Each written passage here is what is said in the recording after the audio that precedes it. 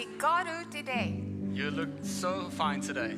Vend dig til din nabo og sig, du ser godt ud i dag. Turn to your neighbor, say, you look fine today.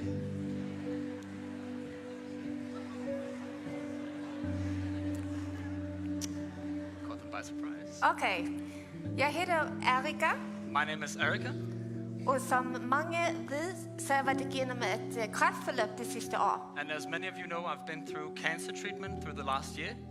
Og da jeg gik ind i den her sygdomsperiode, And when I went into this period of sickness, så var det som at køre direkte ind i en storm. it was like driving straight into a storm. Og Erik og jeg, vi vidste jo godt, at Jesus var i båden med os. And Eric and I, we knew that Jesus was with us in the boat, Men vi vidste slet ikke, hvordan eller hvornår vi ville komme ud af det. but we didn't know how or when we would get to the other side. Men så kiggede jeg ud af det mørke vand, som omgav os. But then I looked across the dark waters that surrounded us, Og ved I, hvad jeg så? and did you know what I saw? Der var hundredvis med redningsbåde There were hundreds of lifeboats omkring os. surrounding us. Og det var alle I. And that was all of you guys. Og jeres bønder. All your prayers. Og jeg oplevede det på alle måder, And I felt in every way at kirken er familie. that church is family. Hver uge i 7 måneders tid, And every week for 7 months, så kom det nogen hjem til os med blomster, someone came to our house with flowers, gaver, gifts, mad. food. Og det var fra alle verdens hørn. And that was from all the corners of the world. Det var ukrainsk mad, It was Ukrainian food, det var nigeriansk mad, Nigerian food, og dansk selvfølgelig. and Danish food, of course. Så lækkert. That was so delicious. Og det var fantastisk. It was amazing. Tak for jer. So thank you for who you are. Jeg glemmer det aldrig. I will never forget. Så fra bunden op et hjerte. So from the bottom of my heart, Jeg elsker jer. I love you guys.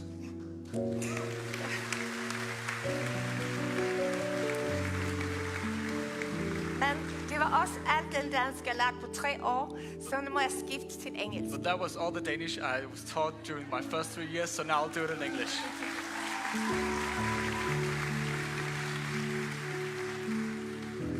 So, can you feel there's so much faith in this room today? Kan I mærke, at der er så meget tro i det her lokale her? Can you feel it? Kan I mærke det?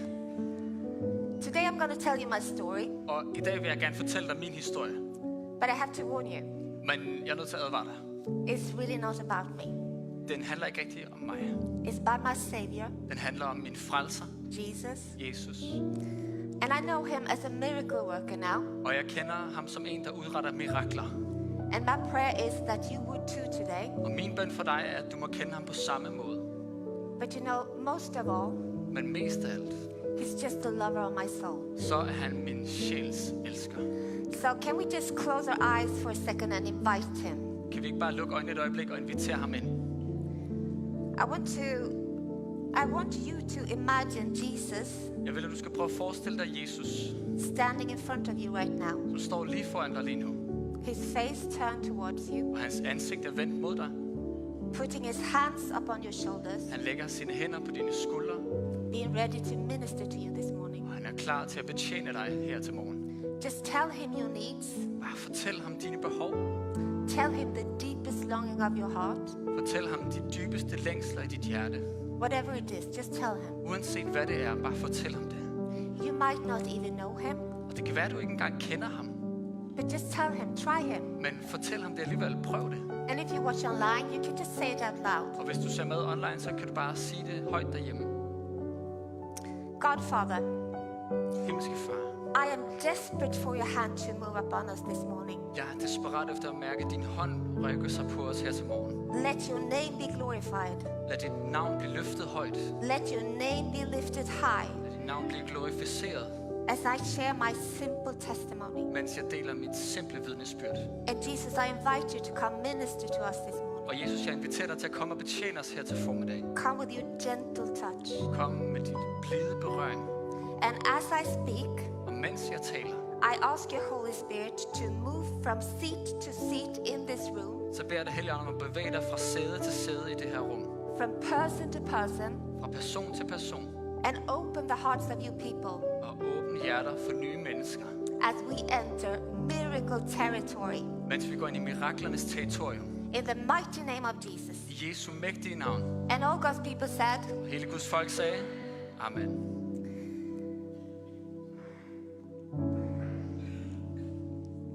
even if I walk through the valley of the shadow of death, I will fear no evil. Selv når jeg går gennem dødsskyggens dal, skal jeg frygte intet ondt. These are the words of David. Det er Davids ord. Now, I know that valley. Jeg kender den værdi. I took a walk there. Jeg har vandret der. And what I'm about to share with you Og det, som jeg skal dele med jer, is how I walked from the valley of the shadow of death er, hvordan jeg gik gennem dødsskyggens dal into miracle territory, og ind i miraklernes territorium, where God placed my feet upon his rock. hvor Gud han satte mine fødder på hans klippegrund. Are you ready? Er I klar? Yes. So first, I want to take you back to a hospital room in late November, Så først så vil jeg gerne tage jer med tilbage til en hospitalstue tilbage i sen november måned, where I first found out that I had aggressive breast cancer, hvor jeg for første gang fik at vide, at jeg havde aggressiv brystkræft, and it would spread to my lymph nodes. og den havde spredt sig til mine lymfer. And the head physician explained that the size of my tumor, it was the size of an orange, my tumor. Og overlægen forklarede, at min tumor var på størrelse med en appelsin. And it was the kind of tumor that incessantly sends out cancer cells to the rest of the body. Og det er den slags tumor, som uafbrudt sender kræftceller ud til resten af kroppen. So the bigger the tumor, Så jo større tumoren var, the worse the prognosis. jo værre var prognosen. So I knew that my condition was serious. Så jeg vidste, at min tilstand var alvorlig. And the physician said, I will be the one who will perform your surgery. Og lægen sagde, at det er mig, der skal udføre operationen på dig. So hopefully I will see you by fall. Så forhåbentlig ses vi til efteråret. And I thought, hopefully, Og jeg tænkte, forhåbentlig. or else I won't be here anymore. Eller hvad, er jeg her måske ikke længere? But before we left, I turned to her and said, Men før vi gik, så vendte jeg mig mod hende og sagde, look, I will accept the treatment offered to me. og hør, jeg vil gerne tage imod behandling, som I tilbyder. And of course, I would trust your professional opinion. Og selvfølgelig stoler jeg på din professionelle holdning, I'm thankful. og det er jeg meget taknemmelig over. But I'm a Christian. Men jeg er kristen, And I believe in a living God. og jeg tror på en levende Gud. So ultimately, Så ultimativt set, I think God has the final say when it comes to life and death. så tror jeg, at Gud har det sidste ord, når det handler om liv og død. My life is in his hands. Og mit liv er i hans hænder. And she was like, oh yes, faith is good for you. Og hun var sådan, ja, tro er godt for dig. But I remember Eric and I Men jeg kan huske, at Erik og jeg, waking up really early in the mornings of the first week when we first found out that I was sick, vågnede tidligt om morgenen den første uge, da jeg fandt ud af, at jeg var syg. before we had told anyone. Før vi havde sagt det til nogen. And just looking out at the bare trees outside our bedroom window Og vi kigger bare ud på de nøgne træer uden for vores vindue. and the November fog surrounding them. Og novembertågen, som ligesom omsluttede dem. We were holding each other crying Og vi holdt om hinanden, og vi græd. because we did not know what tomorrow would bring. Fordi vi vidste ikke, hvad morgendagen ville bringe.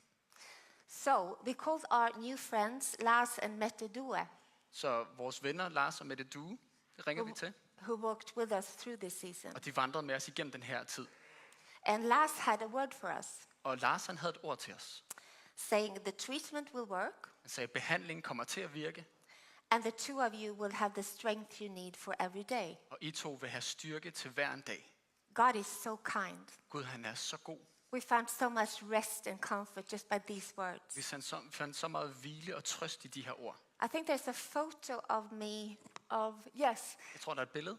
This is my first treatment at the beautiful Rikshospitalet. Det her det er billeder af den første behandling, jeg fik på Rigshospitalet. And I got another hair situation going up there. Og der havde jeg en anden hårpragt. But I went into 5 months of chemo.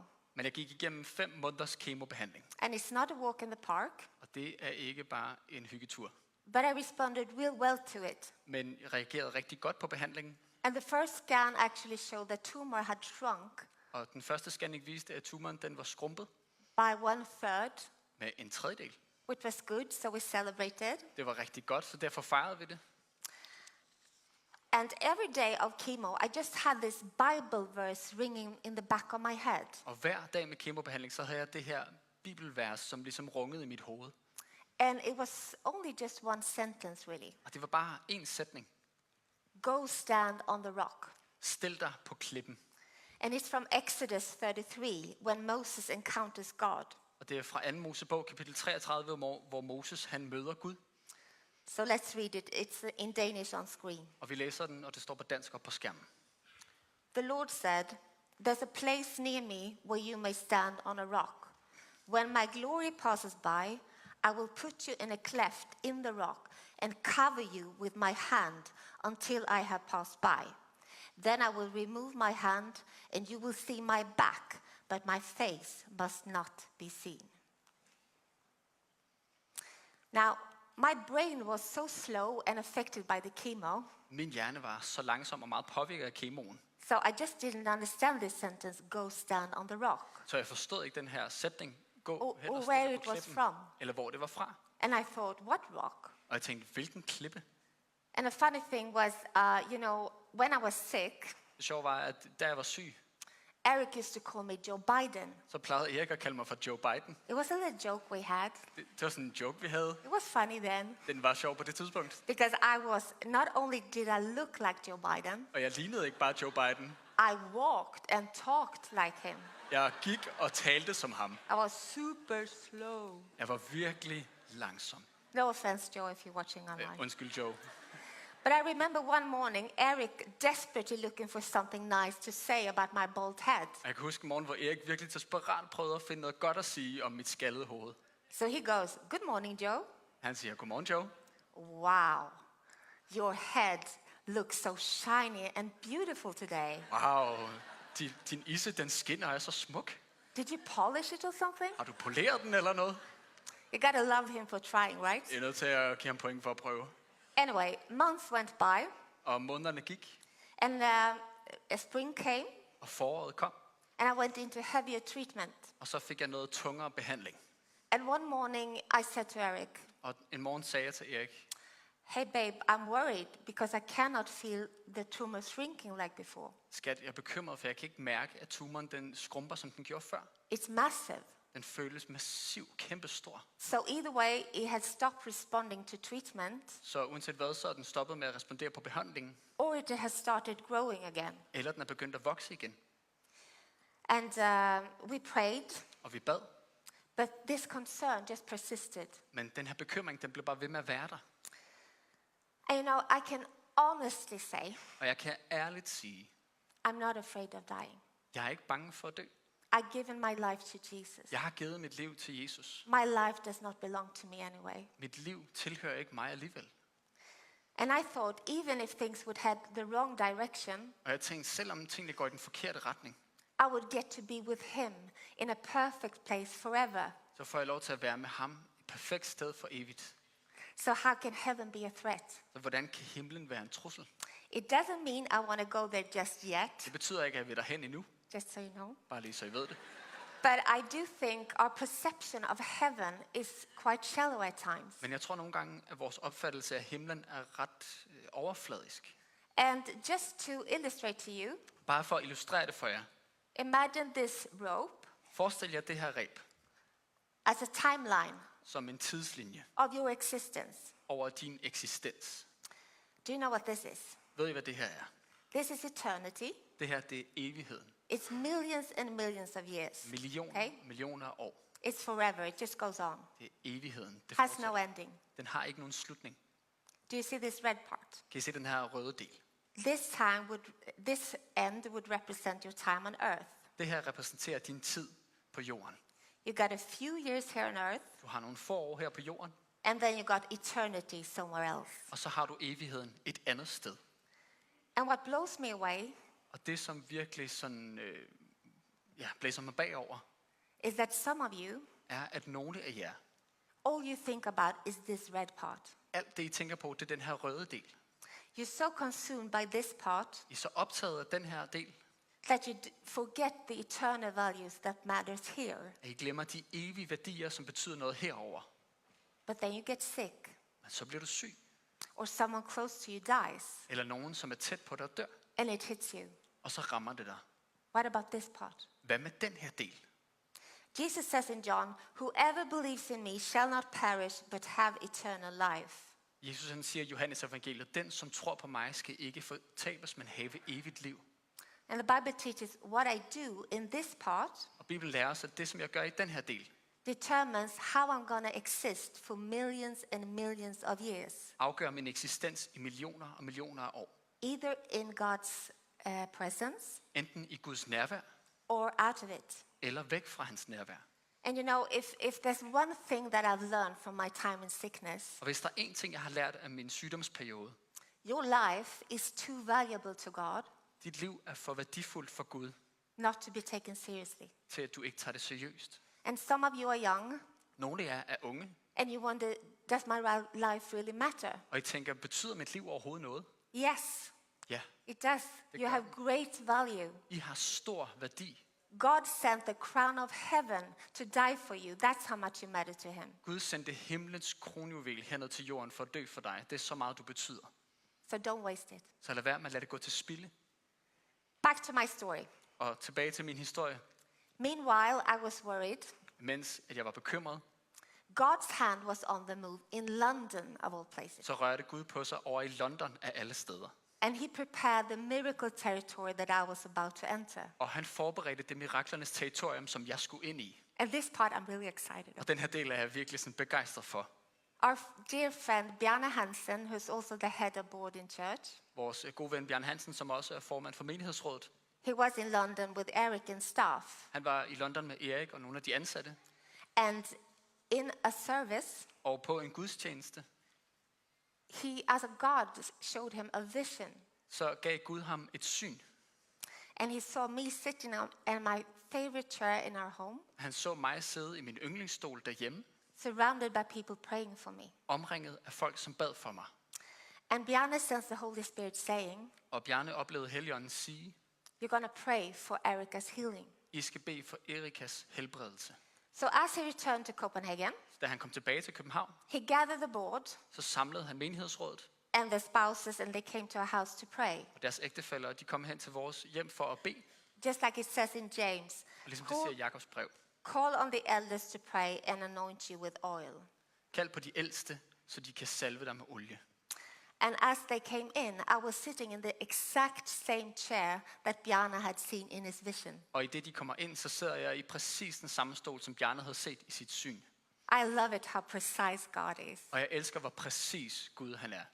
And he anointed my forehead, Og han salvede min pande, and I remember him looking at me firmly. og jeg kan huske, at han kigger fast på mig. Now we're going to pray for you. Nu skal vi bede for dig, And I believe you're going to get healed. og jeg tror, at du skal blive helbredt. And in that moment, Og lige i det øjeblik, it was as if his faith stirred my faith, så er det som om, at hans tro rørte ved noget i min tro. so I could hear myself responding. Jeg kunne bare høre mig selv sige, I want to. det vil jeg, I believe. og jeg tror. And in the same second that Bjarne put his hands up on my shoulders, Og i det samme øjeblik, Bjarne lagde sine hænder på mine skuldre, God's power came down like a flash, going through the top of my head, så kom Guds kraft over mig fra toppen af mit hoved, out in my arms and fingers, som et lyn, der spredte sig ned igennem kroppen mod mine arme og fingre, down to my toes, helt ned i min tær, and I shook heavily. og jeg rystede kraftigt. It was like 1,000 amperes were going through my whole system, Det var som om 1000 ampere bare gik igennem hele mit system, and I saw a big light. og så så jeg et kæmpe lys.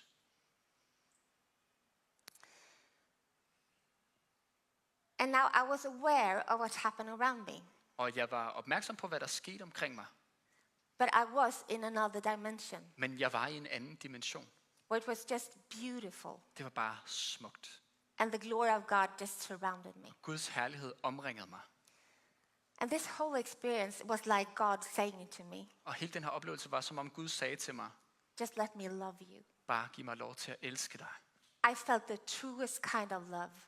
Jeg følte den stærkeste form for kærlighed. I've never experienced anything like it. Jeg har aldrig oplevet noget som helst lignende. It was wonderful. Det var vidunderligt. I just want to stay there forever. Der ville jeg bare blive for evigt. And his power was upon me for 3 hours straight. Og hans kraft var over mig i 3 timer i streg. Joy and peace just filled the core of my bones. Fred og glæde, som fyldte mig helt ud i knoglerne. And as the board left, Eric asked, Og da menighedsrådet tog afsted, så spurgte Erik, how do you feel? hvordan har du det? And I said, I feel lighter. Og jeg sagde, jeg føler mig lettere. I feel as something has left my body. Jeg føler som om, at der er noget, der har forladt min krop. But somehow, På en måde, it wasn't finished. så var det ikke helt færdigt gjort. And my healing actually took place on 2 different occasions. Og min helbredelse fandt faktisk sted i 2 forskellige anledninger. A couple of days later, Et par dage senere, I was speaking with my mom on the phone, telling her what happened. så taler jeg med min mor over telefonen og fortæller hende, hvad der var sket. And the power of God just came upon me again. Og Guds kraft kom bare over mig igen. And this time I was alone. Og den her gang var jeg alene. So I just lay on the bed, Jeg lå bare på sengen let the Holy Spirit work in me. og lod Helligånden arbejde i mig. And this time it lasted for 2 hours. Og den her gang varede det i 2 timer. It was just as powerful as the first time. Lige så kraftfuldt som første gang. And at the end of it, Og hen mod slutningen, I saw a piece of paper Så from my jeg- inner vision. jeg så et stykke papir for mit indre øje. And the only thing written upon it Og det eneste, der stod på det, was my cancer diagnosis, det var min kræftdiagnose. marked with black letters. Markeret i tykke sorte bogstaver. And then I saw a hand holding a rubber, Og så jeg en hånd, som holdt et viskelæder, erasing the whole text. som slettede teksten. Yes. And I saw how blood started dripping down the paper, covering the entire sheet. Og jeg så, hvordan blod begyndte at dryppe ned på papiret, indtil det dækkede hele papiret. And I heard a clear voice say, Og så hørte jeg en stemme sige klart og tydeligt: death has left, life has come. Døden er borte, livet er kommet. 3 times I heard this sentence. 3 gange hørte jeg den sætning. Death has left, life has come. Døden er borte, og livet er kommet. And at that moment, Og i det øjeblik, I just knew that the hands of Jesus had touched me. jeg vidste, at Jesu hænder havde berørt mig. And again, this verse, go stand on the rock, came up in my mind. Og igen, det her vers kom op i mit hoved. And now I Stiller på understood klippen. it. Og nu forstod jeg det. God has placed me on the rock Gud har placeret mig på klippen, where I had felt the power of his hand upon me. hvor jeg har mærket hans kraft over mig. And you can't believe what happened at the hospital. Og I vil ikke tro, hvad der skete på hospitalet. The scanning the week after Scanningen en uge senere showed there was no cancer left in my body. viste, at der ikke var nogen kraft tilbage i min krop. And the doctor said it was as the tumor had sort of blown up, Og lægen sagde, at det var som om tumoren ligesom var eksploderet. and there was no cancer left in my lymphs. Og der var ingen kraft tilbage i min lymfer heller. And you know, by the goodness of God, that day, Ved Guds godhed, så den dag, the sweetest girl from church, Astrid, så var den sødeste pige fra kirken, Astrid. she worked in the reception of the hospital. Hun arbejdede i hospitalsreceptionen. So she was the first one to know. Så hun var den første, der vidste det. So the 3 of us just hugged and praised God and cried. Så vi 3, vi krammede bare hinanden og priste Gud og græd. It was the best day. Det var den bedste dag. But even though nothing lit up on the screen, Selvom der ikke var noget, der ligesom lyste op på skærmen, however, the doctor saw some undefined rests of the tumor. så lægerne nogle udefinerbare rester af tumoren. So they advised me to go through with a planned mastectomy, removing the whole breast and a couple of the limbs. Så de anbefalede, at jeg gik igennem operationen, hvor jeg fik fjernet mine bryster og resten af lymferne. Yeah, which I did, det just to gjorde jeg. make sure that there were no cancer cells left. For at være sikker på, at der ikke var nogen kræftceller tilbage i kroppen. But guess what? Men bare gæt. You know, when we received Da vi modtog this message, den her besked, it turned out så viste det sig, that what they had seen at det, som de havde set, was just scar tissue. det var bare arvæv. And in June, I found out there was no cancer in the removed part. Praise Jesus. Og i juni fandt jeg ud af, at der ikke var noget som helst kraft tilbage i de dele, som de havde fjernet. And I think when you receive a miracle like this, Og jeg tror, når du modtager et mirakel som det her, it's like a fragment of heaven drips down in your reality, så er det et lille stykke af himlen, som drypper ned i din virkelighed. just to show God's perfect reality. For at vise Guds perfekte virkelighed. And that was what I experienced. Det var det, som jeg fik lov at opleve. But I believe my healing wasn't just for me. Men jeg tror ikke kun, at min helbredelse var for min skyld.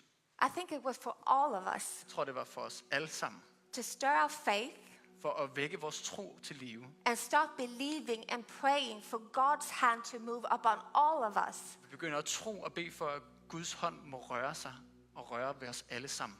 And for us as a church Og for os som kirke, to move into miracle territory at gå ind i det her miraklernes territorie, where people can be set free from depression and anxiety, hvor folk kan blive sat fri for depression og angst, where addiction can be broken, hvor afhængighed kan blive brudt, where cancer has no power. hvor kræft ikke længere har nogen magt. You know, Eric and I, we prayed for revival for 3 years. Erik og jeg, vi har bedt om vækkelse i 3 år. And it's because we know Det er fordi, vi ved, there's more power in God's little finger der er mere kraft i Guds lille finger than in all tornadoes altogether. end en år. Tornadoes are like winds. Okay. End i alle tornadoer, der findes. I'm a living proof of that. Og jeg er et levende bevis på det. And look, I did not deserve this. Og jeg fortjente ikke det her. I do not deserve his love. Jeg fortjener ikke hans kærlighed. It's just by grace alone. Det er kun ved hans nåde. And I did not seek the hands of Jesus for healing. Og jeg søgte ikke i Jesu hænder for helbredelse. Others had to do that for me. Andre måtte gøre det for mig. But I did seek his face and his presence Men jeg søgte hans ansigt og hans nærvær. because I needed the protection of the Father. Fordi jeg havde brug for faderens beskyttelse. I went to my secret place. Jeg gik ind i mit hemmelige rum. And I don't know if you heard Bulaji Adesokan's sermon Og jeg ved ikke, om du hørte Bolaji Adesokans prædiken this summer denne her sommer. about the secret place Om det hemmelige sted, where we seek God in our solitude hvor vi søger Gud i ensomheden. and how he prepares us for the things to come. Og hvordan han forbereder os på de ting, som kommer. I was prepared for the valley Jeg var forberedt på dalen, because I spent time in my secret place fordi jeg tilbragte tid i mit hemmelige sted. alone with Jesus. Alene med Jesus.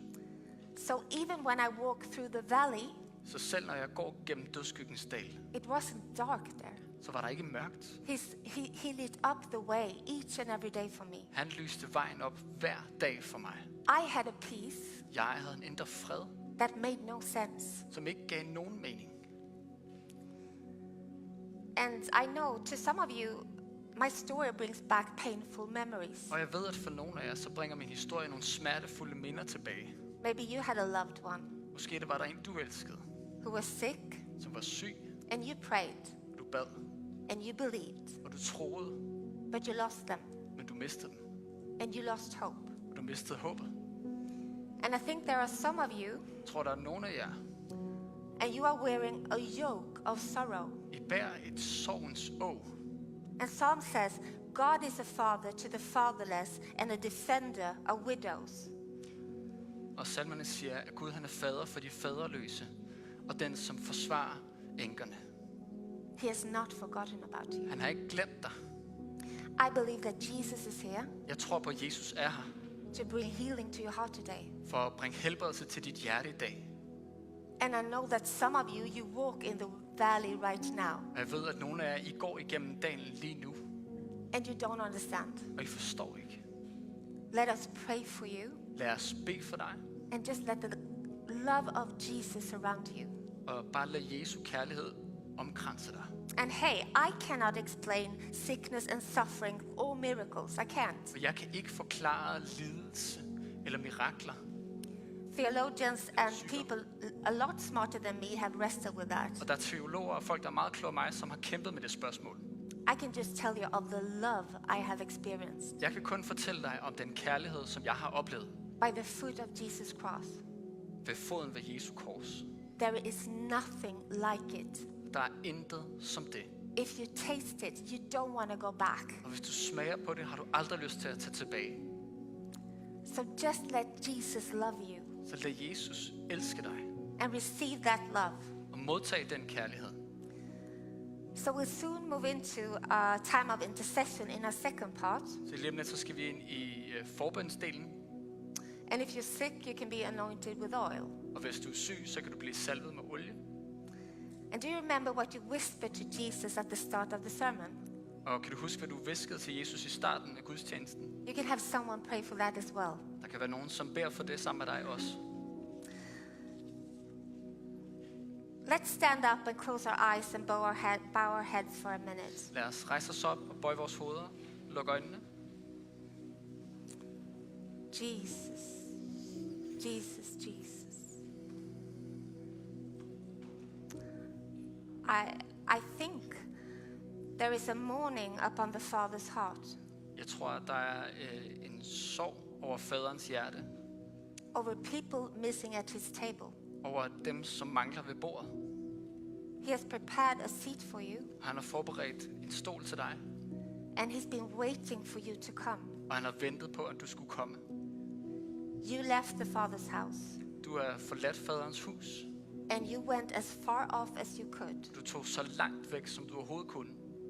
But he says, now is the time, my daughter, Men han siger, nu er tiden til det, min datter. for you to return to my house. Til at du skal vende tilbage til mit hus.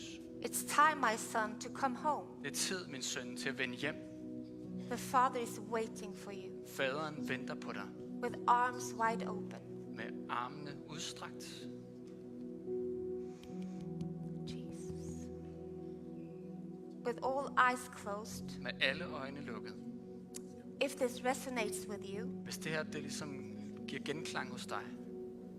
if you want to come back to God Hvis du ønsker at vende tilbage til Gud. or receive the love of Jesus for the first time, Eller modtage Jesu kærlighed for første gang. can you just raise your hand right now where I can see it? Bare løft din hånd højt, hvor jeg kan se den.